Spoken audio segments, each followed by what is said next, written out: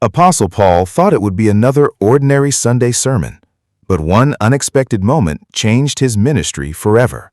Apostle Paul Eze, a respected minister from Enugu, Nigeria, had preached hundreds of powerful messages over the years.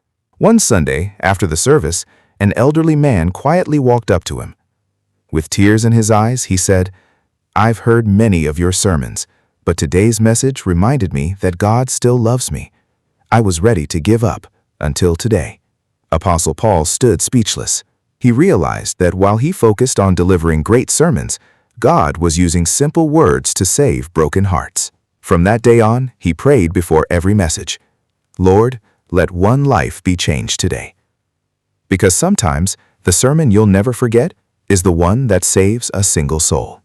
A week later, Apostle Paul received a phone call that confirmed God had been working in ways he never imagined. The caller was the elderly man's daughter. Holding back tears, she said, "Pastor, thank you. My father had lost hope after years of pain. He told us your sermon reminded him that God had not forgotten him." She explained that her father had gathered the whole family that evening. For the first time in years, they prayed together, forgave one another, and restored broken relationships. Apostle Paul bowed his head and thanked God. He realized that one message, spoken in obedience, had reached far beyond the walls of the church. Sometimes, the greatest miracle isn't a crowded auditorium. It's a heart that finds hope again. After that phone call, Apostle Paul made one decision that completely changed the way he prepared every sermon. From that day forward, Apostle Paul Eze no longer measured success by applause or compliments after the service. Before stepping onto the pulpit, he would kneel alone and pray, "Lord, even if only one person needs this message, let me speak exactly what you want them to hear." His sermons became simpler, more heartfelt, and filled with compassion. Soon, people began sharing how their lives, marriages, and faith were being renewed, not because the messages were more impressive, but because they spoke directly to their hearts. Apostle Paul realized that God's greatest work often begins with one obedient message and one willing heart. Months later, a stranger walked into Apostle Paul's office carrying an old notebook. What was inside brought him to tears. The visitor introduced himself and placed the worn notebook on the table.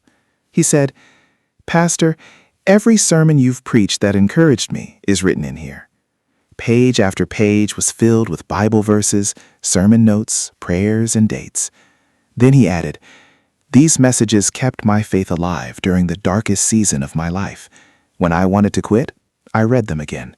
Apostle Paul Eze quietly closed the notebook. In that moment, he understood that God's word never returns empty. Sometimes, the message you preach today becomes the strength someone depends on tomorrow. Years later, Apostle Paul told every young pastor one truth he wished he had understood from the beginning. Apostle Paul Eze would often say, "Don't preach to impress people, preach to obey God." He reminded young ministers that the power of a sermon is not in loud voices, perfect words, or a packed auditorium. It is in a heart that is surrendered to God and faithful to His word. Looking back, he realized that the sermon he could never forget wasn't the one that received the loudest applause. It was the one that gave hope to a weary soul, restored a broken family, and reminded someone that God had not forgotten them. Because one message, spoken in obedience, can change a life forever. If this story encouraged you, share it with a pastor or church leader. Follow for more inspiring ministry stories with powerful biblical lessons.